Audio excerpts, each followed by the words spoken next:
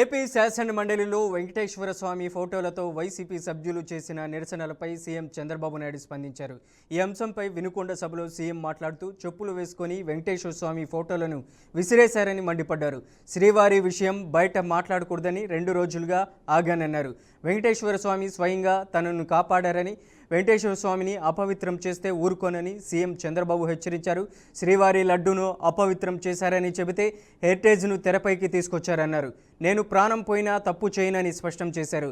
లడ్డూ ప్రసాదానికి వాడింది నెయ్యే కాదని సిట్ చెప్పిందన్నారు. తప్పు చేసి తప్పించుకునే ప్రయత్నం చేస్తున్నారని ఫైర్ అయ్యారు. తప్పును పక్క వాళ్ళపై నెట్టే నీచులు కూడా ఉన్నారన్నారు. అలాంటి కరుడుగట్టిన నేరస్తుడితో రాజకీయాలు చేయాలని సీఎం చంద్రబాబు విమర్శించారు. అధికారంలో ఉంటే బూతులు తిడతారు, అపోజిషన్లో ఉంటే కూడా బూతులు తిడతారు. ఇది ఎక్కడ న్యాయమో ఏమయ్యా? మీకు ఇది కరెక్టేనా? మీకైతే కోపం రాదా? మీ తల్లిని తిడితే మీకు కోపం రాదా? మీ ఇంట్లో వాళ్ళని తిడితే మీకు కోపం రాదా? మనం తిట్టించుకోవడానికి రాజకీయం చేస్తున్నామా? బాధ, ఆవేదన, లెక్కలేనితనం, ఆంబూతులు మారిగా తయారైపోయారు. ఒకసారి రెచ్చగొట్టే ప్రయత్నాలు చేస్తున్నారు. రాష్ట్రాన్ని సర్వనాశనం చేశారు, గంజాయిమయం చేశారు. నేను ఆ రోజు మీకు చెప్పాను ఒక మాట, నేను అన్ని సమస్యలు పరిష్కారం చేస్తాను, కానీ గంజాయికి అలవాటు పడిపోతే అది ఒక వ్యసనంగా మారితే వాళ్ళని మార్చడం చాలా కష్టం అని చెప్పాను. మీకు జ్ఞాపకం ఉంటుంది. ఒక చర్చ్ కావచ్చు, ఒక దేవాలయం కావచ్చు, ఆ పవిత్రత కాపాడే బాధ్యత తీసుకోవాలి. అలాంటిది అపవిత్రం చేస్తే నేను ముఖ్యమంత్రి అయిన తర్వాత నేను ఇచ్చిన హామీ ప్రకారం 2వ సంతకం ఆఫీసర్ వేసింది తిరుమల తిరుపతి దేవస్థానం ఈవోగా వేసి శ్యామలరావుని ప్రక్షాళన కార్యక్రమానికి ప్రారంభించా. వస్తే నెయ్యి చూస్తే బాగా లేకపోతే తిరిగి పంపించి దాంట్లో నుంచి శాంపుల్ తీసుకొని ఎన్డీడీబీ పంపించారు. ఎన్డీడీబీ పంపిస్తే అందులో నుంచి ఎనిమల్ ఫ్యాట్ ఉందని ఆ రోజు చెప్పారు. అది చెప్పిన తర్వాత నేను ఆలోచించి ఇది నేను చెప్పకపోతే నా మీద అప్రతిష్ట వస్తుంది, అపవాదు వస్తుందనే ఉద్దేశంతో నేను చెప్పాను. తర్వాత లేనిపోని సమస్యలన్నీ క్రియేట్ చేసి సుప్రీంకోర్టు వరకు పోయే పరిస్థితికి వచ్చారు. సిట్ వేశారు. ఆ సిట్లో వచ్చినటన్నీ మీరు చదివి ఉంటారు. చాలా స్పష్టంగా చెప్పారు, అసలు ఇది నెయ్యే కాదు, కెమికల్స్తో తయారు చేసిన నెయ్యి అని చెప్పారు. రాష్ట్ర ప్రభుత్వాన్ని కూడా యాక్షన్ తీసుకోమని అధికార యంత్రాంగం పైన ఒక రిపోర్టు పంపించారు. ఇవన్నీ వస్తే తప్పుని తప్పించుకోవడానికి, వాళ్ళు చేసిన తప్పును వేరే వాళ్ళపైన వేయడానికి ప్రయత్నం చేసే నీచులున్నారంటే ఏమనాలి నాకైతే అర్థం కావడంలా. తెల్లవారి నిద్ర లేస్తానే సాక్షి పేపర్ ఒకసారి మీరు గుర్తుపెట్టుకోవాలి. నారాసుర రక్త చరిత్ర నా చేతిలో కత్తి పెట్టి నా జీవితంలో ఊహించని సంఘటనది. నేను రాజకీయం చేస్తాను కానీ రౌడీల గుండెల్లో రైళ్లు పరిగెత్తిస్తాను కానీ సంఘ విద్రోహ శక్తులను అణిచివేస్తాను కానీ ప్రాణానికి కూడా లెక్క పెట్టుకోను కానీ నేను నేరాలు చెయ్యబోనని మీ అందరికీ హామీ ఇస్తున్నా. అది నా నిజాయితీ, అది నా యొక్క జీవితం అంతా కూడా మీరు చూశారు. నిన్న సాక్షాత్తు వెంకటేశ్వర స్వామి ఫోటో కూడా కౌన్సిల్లోకి తీసుకెళ్లిపోయారు. ఏం తమ్ముళ్ళు, ఇది మీకు న్యాయం అనిపిస్తుందా? న్యాయం అనిపిస్తున్నానని మిమ్మల్ని అడుగుతున్నా. ఇలాంటి వాళ్ళతో నేను రాజకీయం చేయాలని మిమ్మల్ని అడుగుతున్నా. చెప్పులు వేసుకొని వెంకటేశ్వర స్వామి ఫోటో పెట్టుకొని ఫోటోలు తీసుకొని ఇసిరిసేస్తారు. అంటే ఏంటి మీ అజం? ఏంటి మీ అహంకారం? మీ అహంకారం అంతా ఒకటే, ఒక రాజకీయ పార్టీ అని. శివుడి తల మీద పాముంటే మనం ఏం చేయలేము. ఒకసారి అదే అనుకుంటున్నారు. నేను తప్పకుండా శివుడు తలపైన పాముంటే నమస్కారం పెట్టి శివుడికి దాన్ని బయట తీసుకొచ్చి పాముని ఏం చేయాలో అది చేస్తామని చెప్పి కూడా నేను మీకు తెలియజేస్తున్నా.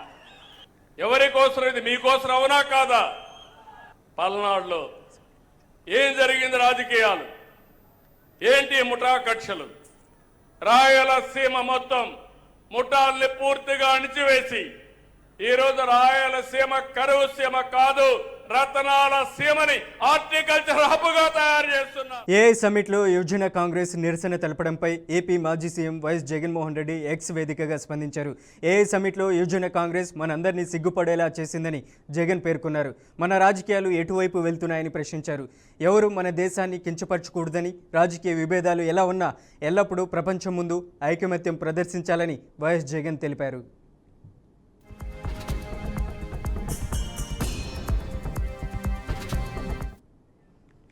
కాంగ్రెస్ పార్టీలో అందరి పనితీరు మీద నిరంతరం పర్యవేక్షణ ఉంటుందని, మెరిట్ ఉన్నవారికి పార్టీలో ఖచ్చితంగా న్యాయం జరుగుతుందని సీఎం రేవంత్ రెడ్డి అన్నారు.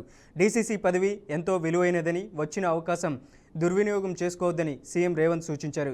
ఇవాళ వికారాబాద్లో జరుగుతున్న జిల్లా కాంగ్రెస్ కమిటీ అధ్యక్షుల శిక్షణా తరగతులలో మాట్లాడిన రేవంత్ రెడ్డి, వారసత్వంగా అవకాశాలు ఎవరికీ రావని, మనం చేసిన కష్టం శ్రమ ఎప్పటికీ వృధా పోదన్నారు. శిక్షణను శిక్షగా భావించకూడదన్నారు. డీసీసీలుగా పార్టీ మమ్మల్ని ఎన్నుకున్నది కాబట్టి ఈ జిల్లాపై మాదే ఆధిపత్యం, మేమే అధిపతులమని ఎవరైనా భావిస్తే అది మీరు చేసే మొదటి తప్పిదం అవుతుందన్నారు.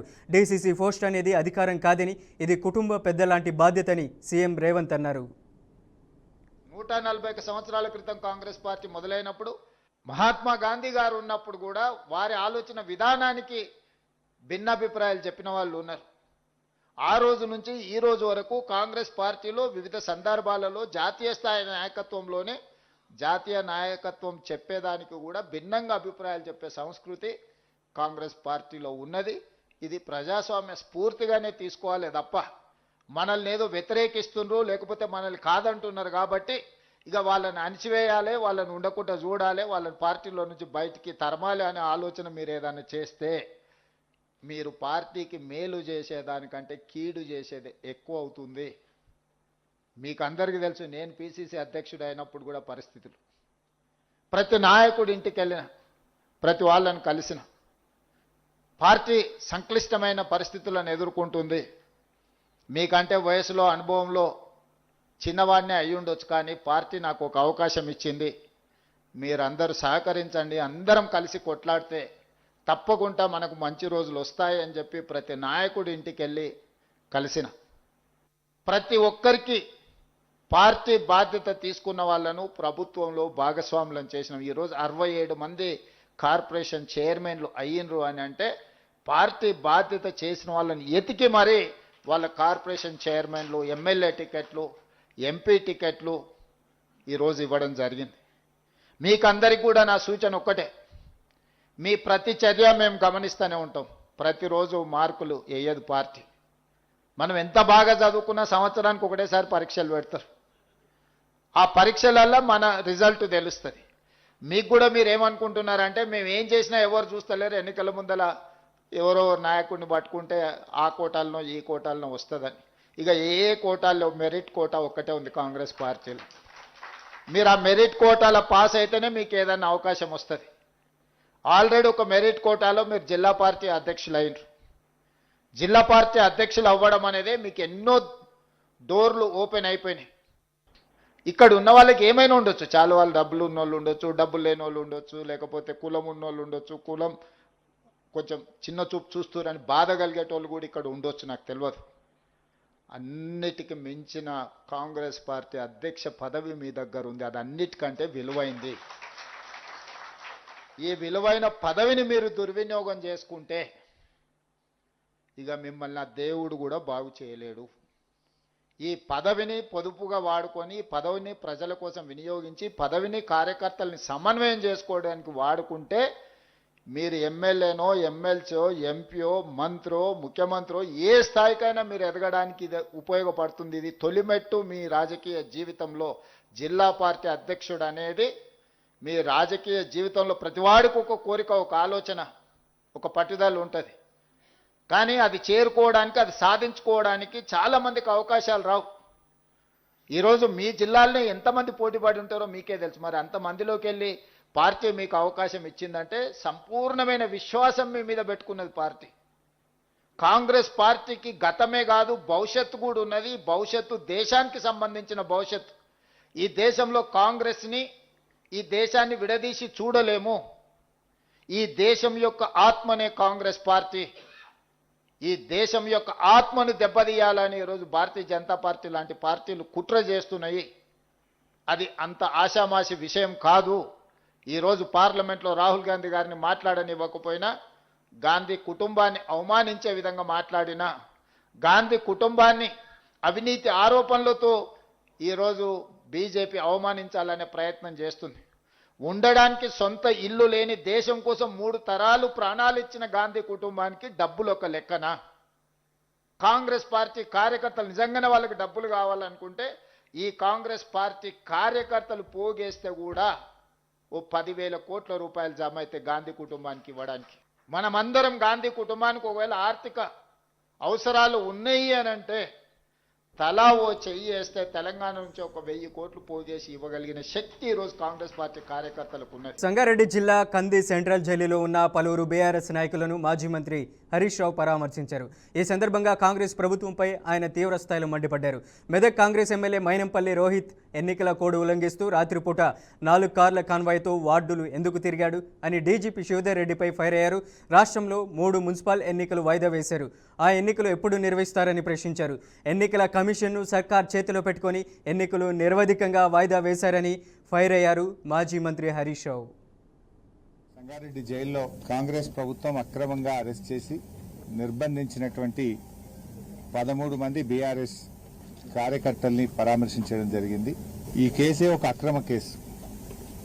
ప్రజాస్వామ్య పద్ధతుల్లో ఎన్నికల్లో గెలవలేక పోలీస్ లాఠీలతోని అక్రమ కేసులతోని ఇవాళ గెలవాలనేటువంటి ప్రయత్నం కాంగ్రెస్ పార్టీ చేసింది. నిజంగా చెప్పాలంటే మెదక్లో బీఆర్ఎస్ పార్టీ ఒక సీట్ ఎక్కువ గెలిచింది. ఎన్నికలకు ముందు రోజు ఎమ్మెల్యే గారు అర్ధరాత్రి 12:30కు ఎందుకు ఆ వార్డులోకి వెళ్లారు?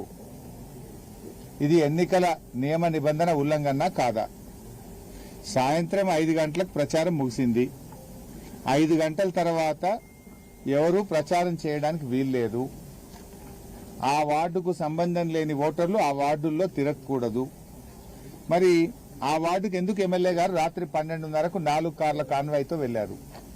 4 కార్ల కాన్వాయ్తో వెళ్లి అక్కడ ఒక ముస్లిం మహిళ ఇంటికి వెళ్లి ఆ మహిళను బెదిరించి ఆ మహిళ ఛాతి మీద చెయ్యి వేసి నైటీని చింపే ప్రయత్నం జరిగింది. ఆ రోజు ఎమ్మెల్యే గారి కాన్వాయ్ కారు ఒక బీఆర్ఎస్ కార్యకర్త మీద ఎక్కించి ఆయన కాలు మీద నుంచి పోయిందని బీఆర్ఎస్ కార్యకర్త పిటిషన్ ఇస్తే, నా మీద దాడి జరిగిందని పిటిషన్ ఇస్తే ఈ రోజు వరకు ఎందుకు కేసు నమోదు చేయలేదో సమాధానం చెప్పండి.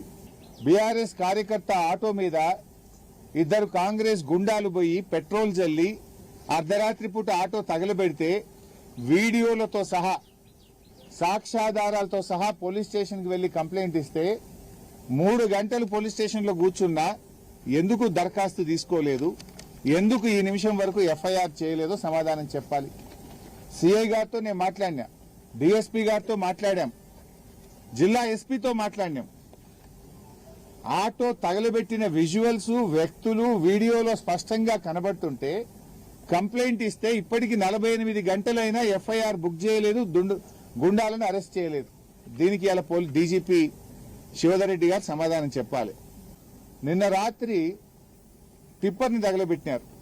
బీఆర్ఎస్ కార్యకర్తకు సంబంధించినటువంటి ఒక టిప్పర్ను నిన్న రాత్రి పెట్రోల్ పోసి తగలబెట్టినారు. శివధర్ రెడ్డి గారు కాకి బుక్కు అందరికీ సమానమే, ఈ రాష్ట్రంలో కాకి బుక్ ఉన్నదని కథలు చెప్తున్నావు కదా, మరి నీ కాకి బుక్ ఏం చేస్తుంది అని నేను శివధర్ రెడ్డిని అడుగుతా ఉన్నా. డీజీపీ గారు చట్టం ఉండదా? ఒక బీజేపీ నాయకుడేమో పోలీసు వాళ్ళని గల్లా బట్టి లాక్కరండి తన్నండి పోలీసు వాళ్ళని అంటే కేసు పెట్టో అరెస్ట్ చేసే దమ్ము లేదు నీకు. ఒక కాంగ్రెస్ నాయకుడేమో బూతులు నోటితో నేను ఉచ్చరించలేనటువంటి బూతులతో పోలీసులను డ్యూటీలో ఉన్న వాళ్ళని అడ్డగోలుగా తిడితే నీకు అరెస్ట్ చేసే దమ్ము లేదు. ఇవాళ మా కార్యకర్తలు ఇండ్ల మీద దాడి చేస్తారు. ఎన్నికల నియమావళిని ఉల్లంఘిస్తే కాంగ్రెస్ ఎమ్మెల్యేని అరెస్ట్ చేసే దమ్ము లేదు, కేసు పెట్టవు, ఎఫ్ఐఆర్ ఇష్యూ కాదు. ఆటో తగలబెడితే ఇప్పటి వరకు ఎఫ్ఐఆర్ ఇష్యూ కాదు. మా టిప్పర్ తగలబెడితే ఎఫ్ఐఆర్ ఇష్యూ కాదు. మా కార్యకర్త కాళ్ళ మీదకెళ్ళి కారు నెక్కించి దాడి చేసి మా కార్యకర్త పోయి బీఆర్ఎస్ కార్యకర్త పోలీస్ స్టేషన్ లో పిటిషన్ ఇస్తే పిటిషన్ తీసుకోవు, ఈ నిమిషానికి ఎఫ్ఐఆర్ కాదు. అంటే కాకి బుక్ కాంగ్రెస్ పార్టీకి చుట్టమైందా? ప్రజలు చిత్తుగా ఓడించిన కొంతమంది వైసీపీ నేతలు బరితెగించి మాట్లాడుతున్నారని మంత్రి కొల్లు రవీంద్ర అన్నారు. మచిలీపట్నంలో పేర్ని నాని పిచ్చి కుక్కలా మాట్లాడుతున్నారని ఆయన ఎద్దేవా చేశారు. నాని మాట్లాడుతున్న మాటలను ప్రజలు అసహించుకుంటున్నారంటూ మంత్రి మండిపడ్డారు. మంత్రి లోకేష్ సొంత ఖర్చులతో క్రికెట్ మ్యాచ్ చూడడానికి వెళ్లిన దాన్ని కావాలని ట్రోల్ చేస్తున్నారని వెల్లడించారు. 50,000 ఓట్లతో ఓడిపోయి సిగ్గు లేకుండా అసలు కనీసం బందర్ ప్రజలు కాదు కదా, బందర్లో రోడ్లమ్మడి తిరిగే పిచ్చి కుక్కలు కూడా నీ గురించి పట్టించుకోవే. నువ్వేదో పెద్ద పోటుగాడిలాగా విమర్శించడానికి, అంటే లోకేష్ గారికి క్రికెట్ అంటే ఇష్టం, ఆ క్రికెట్ చూడడానికి వెళ్ళడం ఆయన స్వయంగానే చెప్పారు. నాకు క్రికెట్ అంటే ఇష్టం, నేను నా సొంత ఖర్చులతో వెళ్ళానని చెప్తున్నారు. ఇండియా పాకిస్తాన్ మ్యాచ్ అది వెళ్ళారు. మాజీ మంత్రి వైసీపీ నేత అంబటి రాంబాబుపై మరోసారి కేసు నమోదైంది. రాజమండ్రిలో పోలీసులు ఇచ్చిన నోటీసులను ఉల్లంఘిస్తూ భారీ ర్యాలీ నిర్వహించడంతో ఈ చర్యలు తీసుకున్నట్లు పోలీసులు తెలిపారు. అంబటి రాంబాబుతో పాటు రాజానగరం మాజీ ఎమ్మెల్యే జక్కంపూడి రాజా, మరికొంతమంది వైసీపీ నేతలపై కూడా కేసులు నమోదయ్యాయి. రాజమండ్రి ప్రకాష్ నగర్ సిఐ బాజీలాల్ ఆధ్వర్యంలో పోలీసులు వివిధ సెక్షన్ల కింద కేసు నమోదు చేసి దర్యాప్తు ప్రారంభించారు.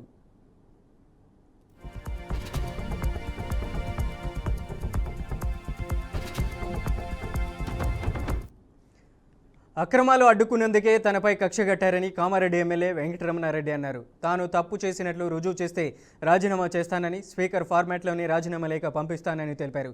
ఇది ట్రైలర్ మాత్రమే, సినిమా ముందుంది. గ్రామాల్లోకి వస్తే అడ్డుకుంటామని బెదిరిస్తున్నారని, తాను వస్తా ఎవరు అడ్డుకుంటారో చూస్తానని ఎమ్మెల్యే వెంకటరమణారెడ్డి సవాల్ విసిరారు. కూడా ఎటన్నా పోతే నేను రాజీనామా చేస్తా, లేదు అంటే కలెక్టర్ గారు ప్రకటించాలి. ఈ భూముల విషయం 30 ఏళ్ళుగా బదనాం చేసుకుంటూ తిరుగుతున్నారు నన్ను, మా తండ్రి గారిని. ఇవాళ ఎవడెవడో లేచినోడు లేవనోడు వెంట్రుక పుట్టినప్పుడు కూడా పుట్టినటువంటి వ్యక్తి అటువంటి వాడు కూడా ఇవాళ మాట్లాడుతూ ఉంటే, కుటుంబాన్ని అవినీతి పరులు అని చెప్తే 263 ఎకరాలు తయారు చేసినప్పుడు చుట్టుపక్కల మేము 100 ఎకరాలు కబ్జా పెట్టాలి, ఎక్కడ అరగజం లేదు. ఇవాళ 263 ఎకరాలు ఒక్క గజం అమ్మితే నిరూపించమంటే నిరూపించరు. కానీ ప్రతిసారి అవినీతి అని అంటాడు. ఇదే దొంగ ఆ రోజు ఇలాగే చేశారు, మళ్ళీ ఈ రోజు అలాగే చేస్తారు. హైదరాబాద్లోని ఎఫ్ఎస్ఎల్ అగ్ని ప్రమాదం కేసులో కీలక మలుపు చోటు చేసుకుంది. ఈ ఘటనపై విచారణ చేపట్టిన నాగపూర్ ప్రత్యేక బృందం సంచలన విషయాలను బయటపెట్టింది. ఈ అగ్ని ప్రమాదంలో సుమారు 1100 ఫైల్స్ పూర్తిగా దగ్ధమైనట్లు అధికారులు గుర్తించారు. ఈ ఫైల్స్కు సంబంధించిన కీలక కేసుల డేటా కోల్పోయినట్లు తెలుస్తుంది. దగ్ధమైన డేటాను తిరిగి రీకవరీ చేయడానికి ప్రయత్నాలు కొనసాగుతున్నప్పటికీ ప్రస్తుతం అది సాధ్యం కాదని ప్రత్యేక బృందం స్పష్టం చేసింది. ఈ పరిణామం వల్ల పలు కీలక కేసుల దర్యాప్తుపై ప్రభావం పడే అవకాశం ఉందని ఆందోళనలు వ్యక్తమవుతున్నాయి. ఈ ఘటనపై మరింత లోతైన విచారణ కొనసాగిస్తున్నట్లు అధికారులు స్పష్టం చేశారు. ఏపీ బెవరేజెస్ కార్పొరేషన్ మాజీ ఎండీ ఐఆర్టీసీ అధికారి వాసుదేవ్ రెడ్డిని సిఐడి పోలీసులు అరెస్ట్ చేశారు. జగన్ హయాంలో జరిగిన ఏపీ మద్యం స్కామ్కి సంబంధించి విజయవాడ ఏపీ HDCL కార్యాలయం నుంచి దస్తరాలు, కంప్యూటర్ పరికరాలు, ఇతర కీలక పత్రాలను చోరీ చేశారన్న ఫిర్యాదుపై ఆధారాలు ధ్వంసం, ఇక నేరపూరిత కుట్ర అభియోగాలతో 2024 జూన్ నెలలో ఆయనపై కేసు నమోదు చేశారు. హైదరాబాద్లోని ఆయన నివాసంలో సిఐడి అధికారులు సోదాలకు వెళ్లిన సమయంలో వాసుదేవ్ రెడ్డి పరారయ్యారు. అప్పటి నుంచి అజ్ఞాతంలో ఉన్నారు. అయితే తాజాగా సిఐడి పోలీసులు అతన్ని అరెస్ట్ చేశారు. మాజీ సీఎం జగన్మోహన్ రెడ్డికి ప్రజలు దేహశుద్ధి చేయడం ఖాయమని శ్రీకాళహస్తి ఎమ్మెల్యే బొజ్జల వెంకట సుద్దిరెడ్డి అన్నారు. ఊరూరు గ్రామంలో నిర్వహించిన సమావేశంలో పాల్గొన్న ఆయన వైసీపీ సభ్యులు దేవుడు ఫోటోపై చేసిన రగడపై మాట్లాడారు. 11 సీట్ల నుంచి 0కు వచ్చే పరిస్థితి అవుతుందని తెలిపారు. సుప్రీంకోర్టు కెమికల్స్ వల్ల కల్తీ జరిగిందని చెప్పినా కూడా దాన్ని డైవర్ట్ చేయడానికి డైవర్షన్ పాలిటిక్స్ చేస్తున్నారన్నారు. అసెంబ్లీ అంటే ఒక దేవాలయం లాంటిది, ఒక మసీద్ లాంటిది, ఒక చర్చ్ లాంటిది. అన్ని కుల మతాల వాళ్ళు ఎవరైతే ప్రజలు నమ్ముతారో మా కోట్లు వేసిన తర్వాత దేవాలయానికి వెళ్ళి ప్రజల తరపున పోరాడి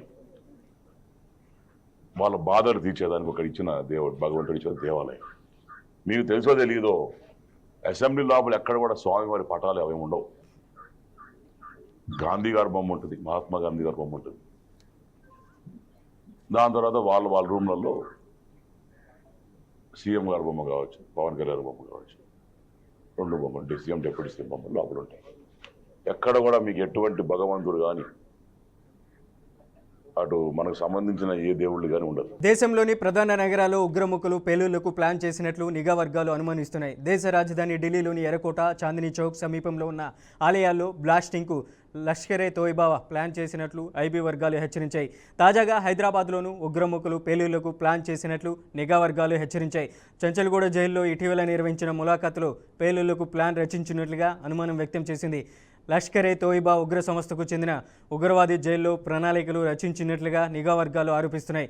ఈ క్రమంలో ముసరాంబాగ్, సైదాబాద్, మలక్పేటలో పోలీసులు నిఘా పెంచారు. అనుమానాస్పదంగా కనిపించే వ్యక్తుల్ని అదుపులోకి తీసుకొని ఉన్నారు. ప్రజలు కూడా ఎవరైనా అనుమానాస్పదంగా తిరగడాన్ని గమనిస్తే సమాచారం ఇవ్వాలని పోలీసులు కోరుతున్నారు. ఆంధ్రప్రదేశ్లో సంచలనంగా మారిన ఆయేషా మీరా హత్య కేసులో కీలక పరిణామం చోటు చేసుకుంది. సుదీర్ఘకాలంగా కొనసాగిన విచారణకు ముగింపు పలుకుతూ సిబిఐ కోర్టు కేసును క్లోజ్ చేస్తూ ఉత్తర్వులు జారీ చేసింది. పక్కా ఆధారాలు లభించలేదని స్పష్టం చేస్తూ ఈ నిర్ణయం తీసుకుంది. 2007 డిసెంబర్ 27న జరిగిన ఈ దారుణ ఘటన రాష్ట్ర వ్యాప్తంగా తీవ్ర కలకలం రేపింది. అనేక సంవత్సరాల పాటు సాగిన దర్యాప్తులో కొత్తగా నిర్ధారించే ఆధారాలు ఏవీ లభించలేదని సిబిఐ తన తుది నివేదికలో పేర్కొంది. ఈ నివేదికను పరిశీలించిన కోర్టు కూడా అదే అభిప్రాయానికి వచ్చి కేసును మూసివేయాలని నిర్ణయించింది. ఇక ఇదిలా ఉండగా ఆయేషా మీరా శరీర అవశేషాలకు ఈ నెల 27న అధికారులు అంత్యక్రియలు నిర్వహించనున్నారు. 2019లో పోస్ట్ మార్టం కోసం సిబిఐ అధికారులు అవశేషాలను వెలికితీశారు. ఆచారాలు, సాంప్రదాయాల ప్రకారం అంత్యక్రియలు నిర్వహించాలని కోర్టు ఆదేశాలు జారీ చేసింది. ఈ నేపథ్యంలో ఆయేషా మీరా తల్లిదండ్రులు తీవ్ర ఆవేదన వ్యక్తం చేస్తున్నారు. తమకు న్యాయం జరగలేదని, సిబిఐ కూడా అన్యాయం చేసిందని వారు ఆరోపిస్తున్నారు. ఇకపై ప్రోస్టేట్ పిటిషన్ కానీ, ప్రైవేట్ పిటిషన్ కానీ దాఖలు చేసే స్థితిలో లేమని స్పష్టం చేశారు. కోదాడలో కర్లా రాజేష్ లాకప్ డెత్ జరిగి 3 నెలలు దాటినా సీఎం స్పందించకపోవడం దారుణమని ఎంఆర్పీఎస్ వ్యవస్థాపక అధ్యక్షుడు మందకృష్ణ మాదిగ అన్నారు. ఈ ఘటనపై సీఎం మౌనం వీడి లాకప్ డెత్కు కారణమైన పోలీస్ అధికారులను సస్పెండ్ చేసి అరెస్ట్ చేయాలని డిమాండ్ చేశారు. ఈ ఘటనపై ప్రభుత్వం అనుసరిస్తున్న వైఖరి బాధాకరమని అన్నారు. పోలీసులు ఏ తప్పు చేయకపోతే రాజేష్ మృతదేహానికి పోస్ట్ మార్టం ఎందుకు చేయించలేదని మందకృష్ణ మాదిగ నిలదీశారు. లాకప్ డెత్ కు పోలీసులు ఎవరైతే బాధ్యుల్లో వాళ్ళందరినీ సస్పెండ్ చేయాలి, వాళ్ళని అరెస్ట్ కూడా చేయాలి. కర్లా రాజేష్ కుటుంబానికి ₹1 కోటి ఎక్స్గ్రేస్ ఇవ్వాలి.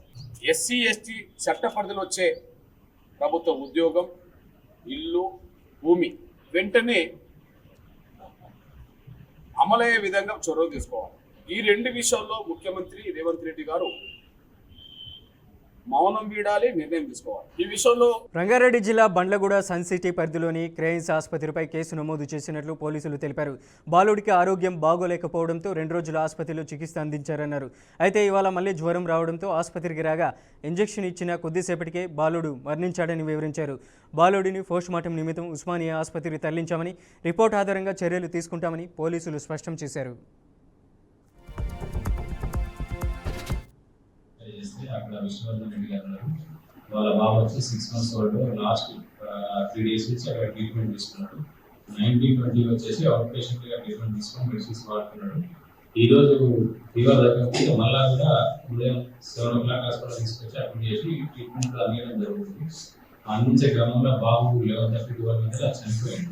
దాంట్లో ఏంటంటే వాళ్ళ ఫాదర్ చెప్పిన కథనం ఏంటంటే డాక్టర్ నెగ్లిజెన్స్ కారణంగా ఒకటి ఎక్స్పైరీ ఇంజెక్షన్ వాడిందని చెప్పేసి దాని కారణంగా భారత్కు made in India semi conductor chief ఎంతో కీలకమని ప్రధాని నరేంద్ర మోదీ పేర్కొన్నారు. ఉత్తరప్రదేశ్లోని జేవార్లో ఫాక్స్కాన్, హెచ్సిఎల్ సంస్థల సంయుక్త భాగస్వామ్యంతో ఏర్పాటు కానున్న సెమీ కండక్టర్ చీఫ్ తయారీ ప్లాంట్కు శనివారం ఆయన శంకుస్థాపన చేశారు. ఈ సందర్భంగా ప్రధాని మోదీ మాట్లాడుతూ సాంకేతిక రంగంలో హార్డ్వేర్, సాఫ్ట్వేర్ రంగాలపై భారత్ సమాన దృష్టి పెడుతుందని స్పష్టం చేశారు.